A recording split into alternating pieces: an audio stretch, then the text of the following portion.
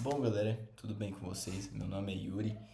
Hoje eu tô aqui para mostrar para vocês como é simples investir no mercado financeiro, como é simples o mercado financeiro, que não é algo tão chato assim, ó, que nem isso aqui, não é tão gráfico, tantos gráficos, tantos números, você tem que ter muito dinheiro. Não é isso. Eu vou passar para vocês algumas dicas básicas aqui, algo bem didático mesmo, sem corte, sem muita edição. Tô com um Microsoft Note aqui aberto para poder desenhar algumas coisas para você, para ficar um pouco didático. Minha letra não é muito boa, não sou um cara muito pica dos investimentos também. Eu só tô tentando passar para vocês aqui o feijão com arroz dos investimentos. Bom, mas basicamente, o que é o mercado financeiro? Por que tanta gente ganha dinheiro no mercado financeiro? Como que ele funciona? O mercado financeiro é onde tem essas negociações, onde você está no meio financeiro de compra, venda de ativos, é esse trabalho.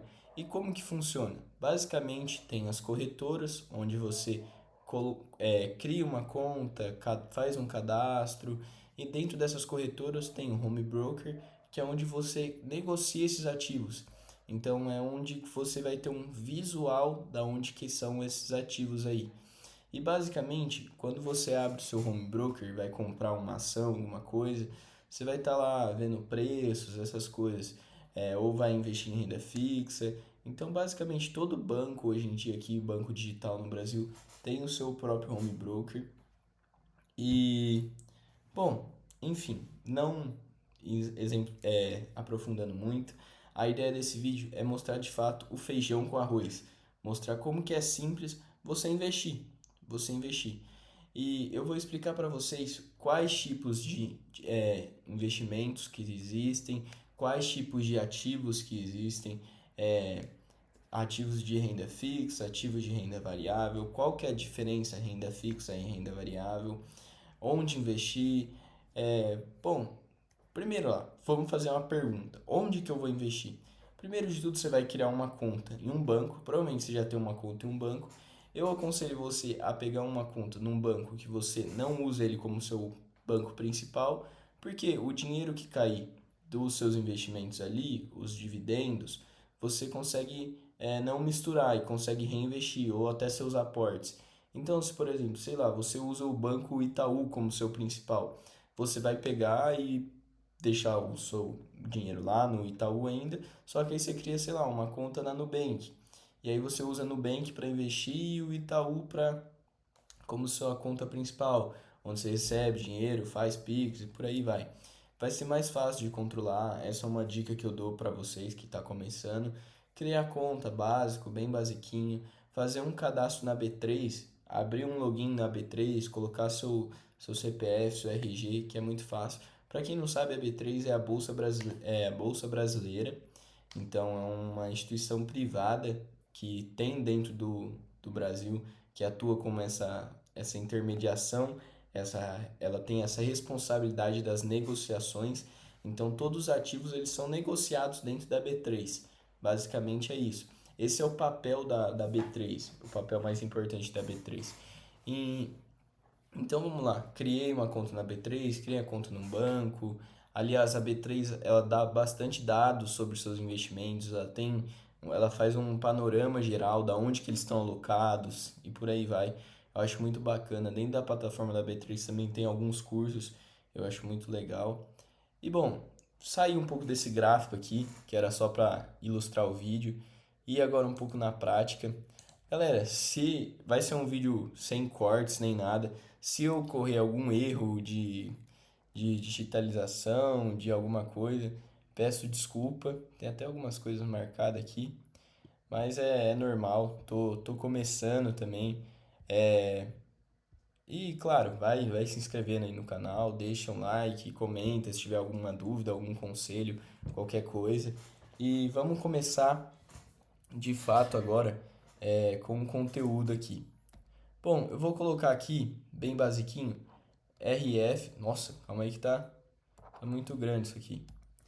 Vou colocar aqui bem básico, abreviação RF, renda fixa, correto. e RV, renda variável.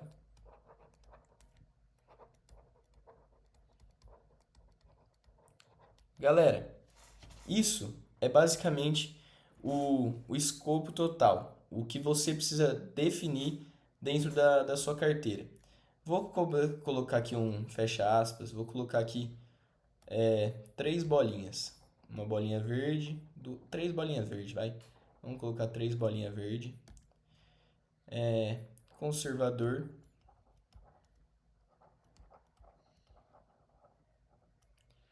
moderado, arrojado. Olha, desculpa aí pela minha letra. Vou até melhorar esse arrojado aqui porque ficou muito feio. Vamos lá melhorar o arrojado aqui.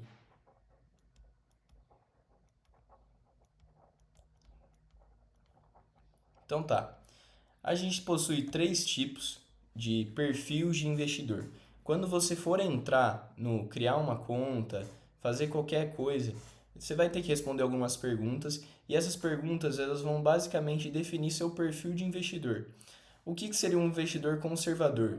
O investidor conservador é um investidor que ele busca correr menos riscos, ou seja, ele busca retornos baixos com riscos baixos. Fechou. É isso. E um arrojado é um investidor que busca retornos maiores e com riscos maiores. Basicamente, é isso que é a lógica do investidor arrojado e do conservador. E o que seria isso aqui? Renda fixa e renda variável. Renda variável e renda fixa como se eu posso dizer, os dois segmentos de ativos que existem. A renda fixa por si só, ela é fixa a algo. Ela está atrelado a algo. Ela é definida por algo, ela vai render fixadamente atrelado a isso, basicamente.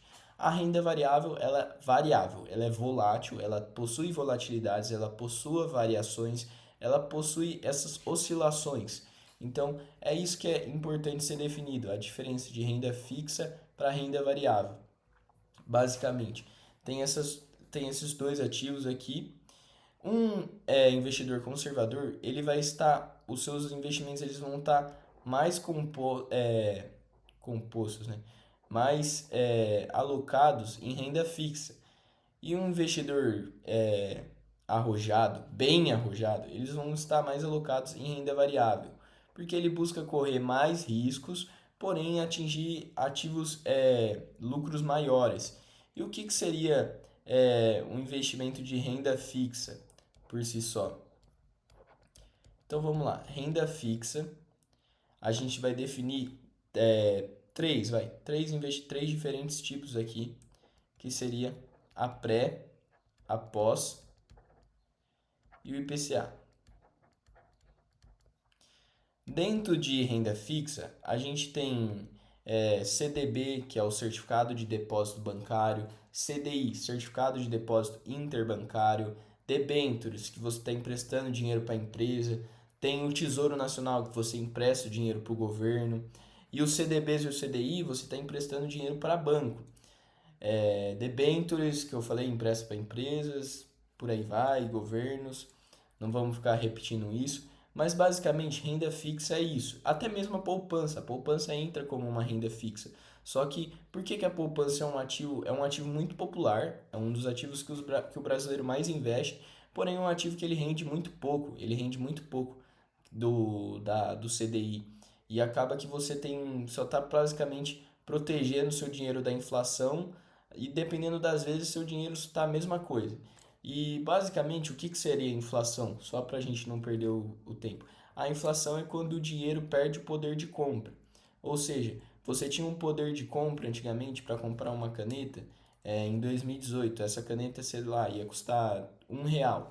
Essa caneta ia custar R$ 1, hoje em dia ela está custando R$ 3. Ela perdeu o poder de compra, o dinheiro, né? O valor para comprar a caneta perdeu o poder de compra. Então, essa é a lógica de inflação. Consertar esse F aqui, ficou muito feio. Bom, Renda fixa, a gente definiu aqui pré, pós e IPCA, certo? E galera, o que significa esse pré? Esse pré, ele tá. Esses dois aqui, vou fazer um adendo aqui. Significa fixado. O que significa esse fixado? O pré tá pré-fixado, o pós tá pós-fixado. Mas fixado em quê? Eles estão fixados na taxa Selic. Ou estão atrelados ao CDI e fixados na taxa Selic, basicamente. Só para ficar simples de entender. O que seria essa taxa Selic? É a taxa de juros, bem basicamente. Ela está atualmente 14,25, 14,75, se eu não me engano, eu ia confundir aqui, 14,75%. Data de hoje do vídeo, galera, ó, é 17 de abril, 4,36 atualmente. E isso é uma taxa de Selic alta comparado a outros anos, outros momentos da economia brasileira. O que isso quer dizer? Uma taxa Selic alta. Quando eles aumentam a taxa Selic, quer dizer para desacelerar ou desacelerar a economia de fato. A economia está muito acelerada, a inflação está aumentando muito, o pessoal está consumindo muito, está aumentando os preços absurdamente. Precisa fazer algo que fica mais devagar. O que eles fazem para ficar mais devagar? Aumenta a taxa de juros.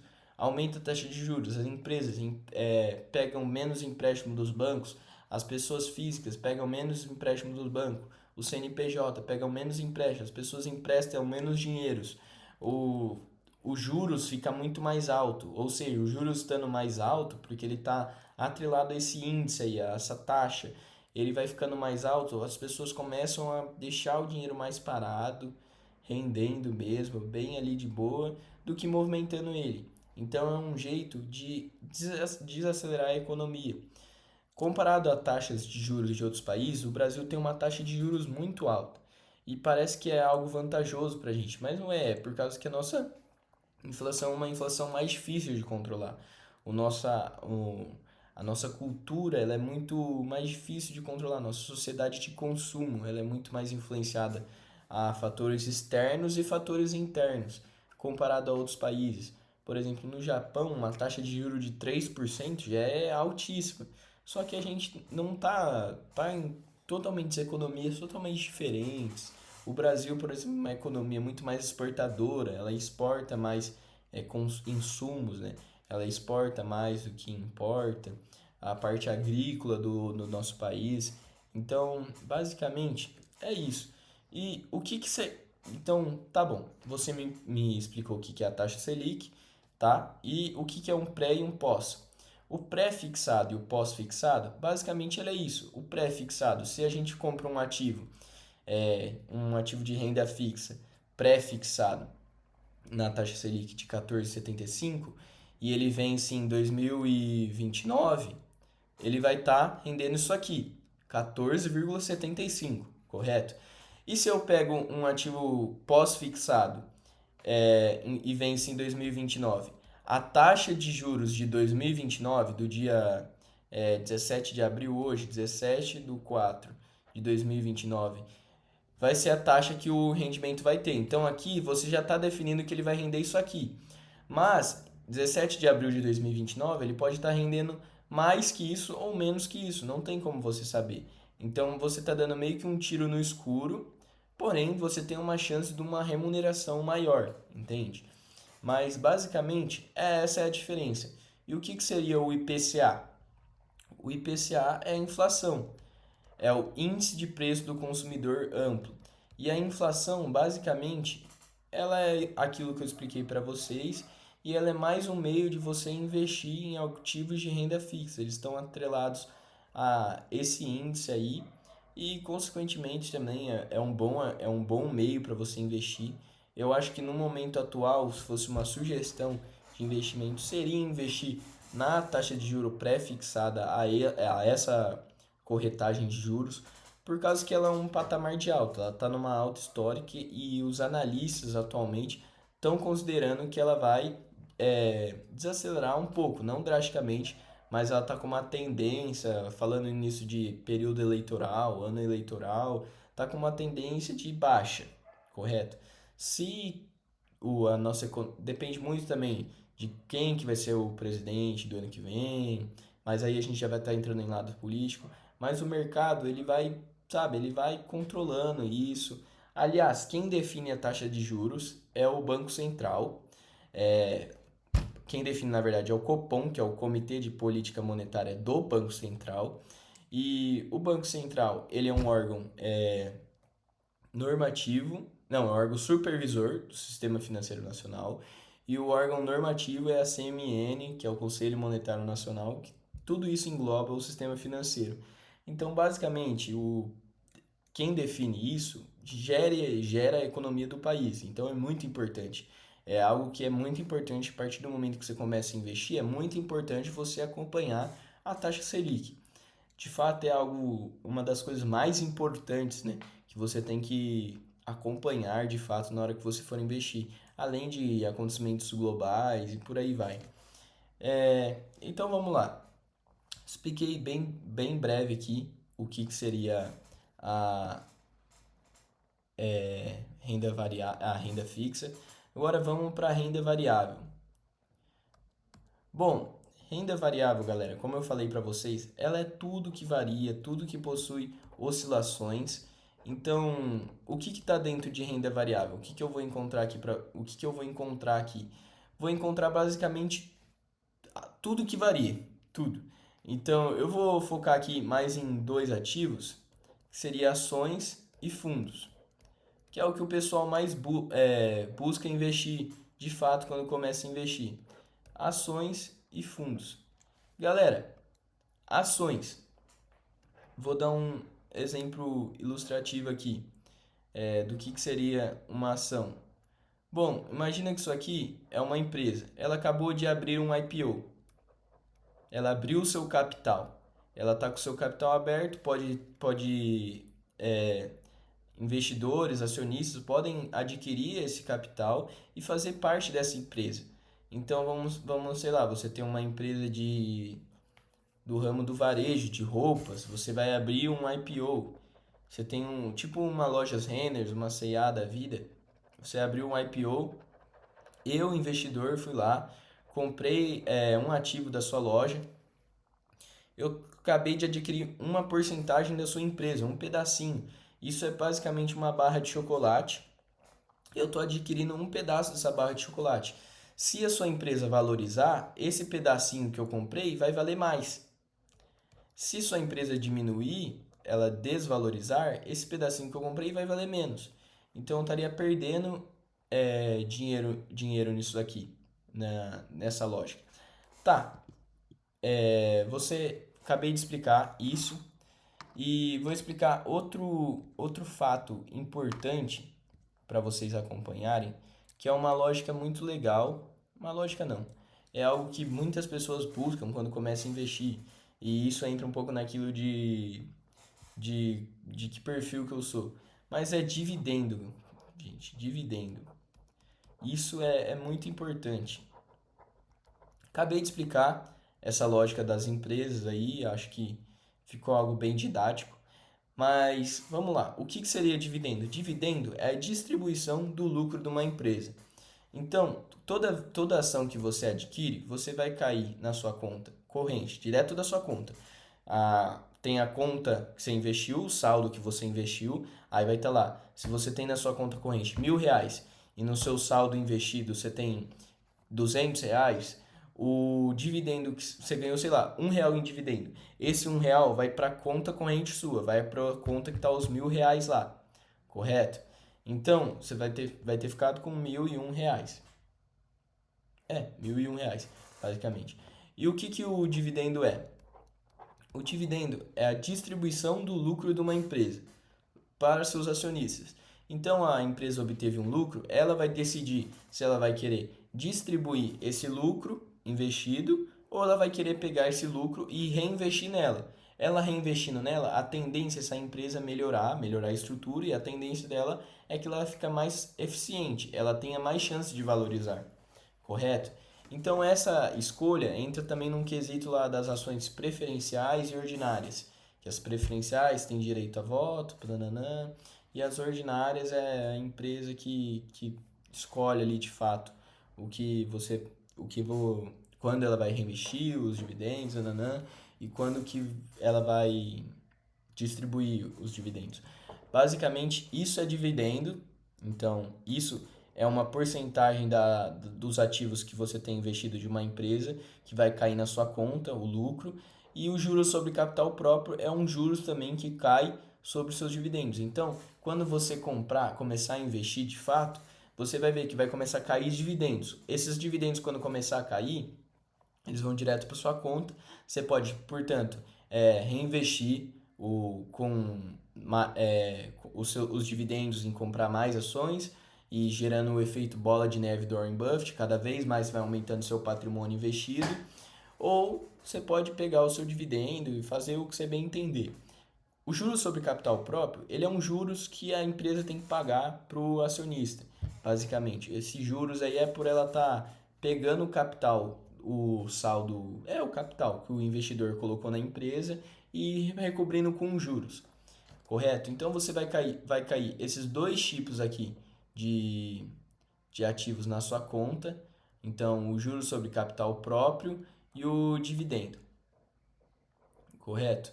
Então, tá, pegaram o jeito disso aqui, acho que ficou didático.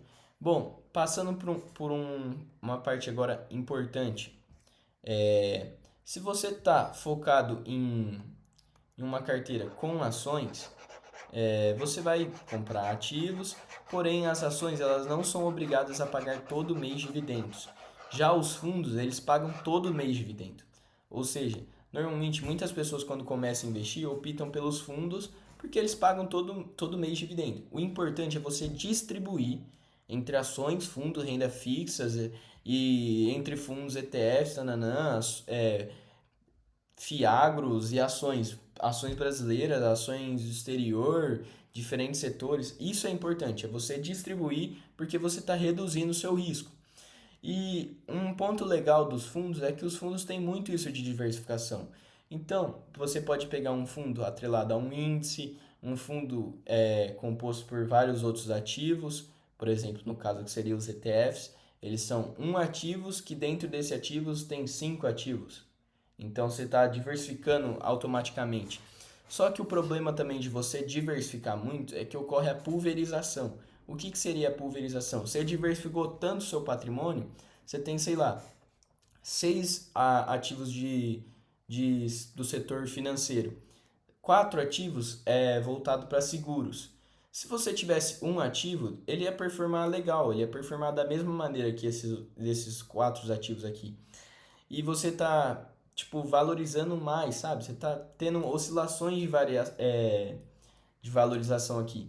Bom, eu vou explicar de forma mais didática, desenhar para ficar mais simples de entender aqui. Bom,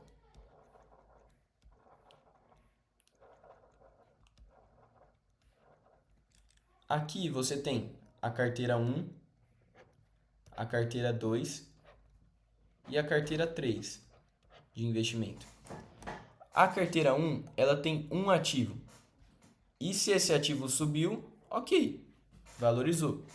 A carteira 2, ela tem 2 ativos. Vamos imaginar o cenário que 2 ativos subiram. A carteira 2, perdão. A carteira 3, ela tem 5 ativos, 6 ativos. É muito mais. Então vamos imaginar um cenário que 3 ativos subiram. 4, para seguir a mesma lógica, sempre a maioria deles subindo. 4 ativos subiram. E tá, aqui você teve um ganho, 100%. Aqui caiu, correto? Caiu, então você teve um ganho aí, vai, de 70%, vai, 60%. Tem como entrar vários números aqui, de fato. E aqui também, vai, uns 60%. Só que vamos imaginar outro cenário agora. Vamos imaginar um cenário que essa ação aqui não tenha valorizado. Vai, se é um investidor que gosta muito em Bitcoin, você só investiu em Bitcoin. Vamos imaginar que o Bitcoin caiu. Você perdeu. Não tem como você proteger essa perda sua. Aqui, se você teve um ativo que desvalorizou, os outros dois ativos que valorizaram, eles vão cobrir o prejuízo desse ativo aqui. Entende? Então, quanto maior a diversificação, menor é o risco que você está colocando dentro da sua carteira. Aqui eu dei o exemplo de que dois ativos valorizaram e um desvalorizou.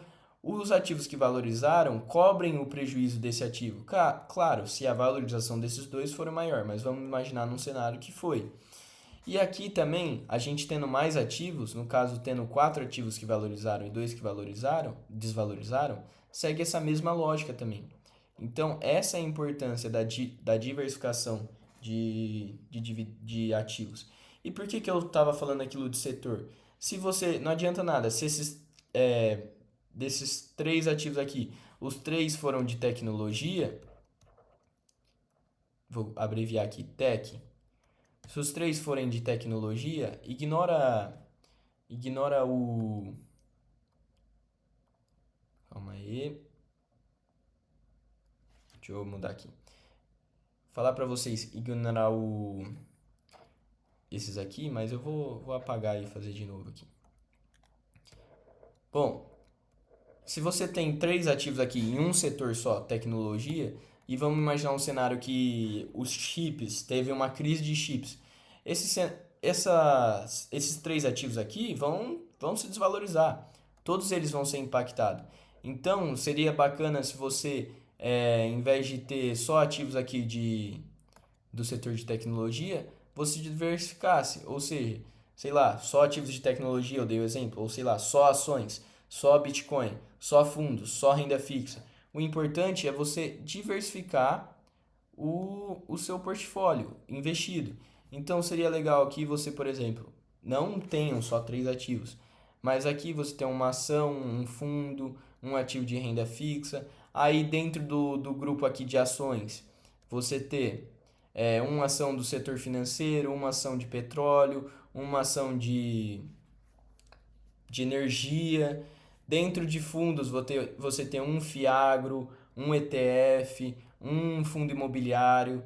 Dentro de renda fixa você tem um ativo de pré-fixado, um ativo de tesouro direto, um ativo pós-fixado. E você ter essa diversificação. Isso que é muito importante.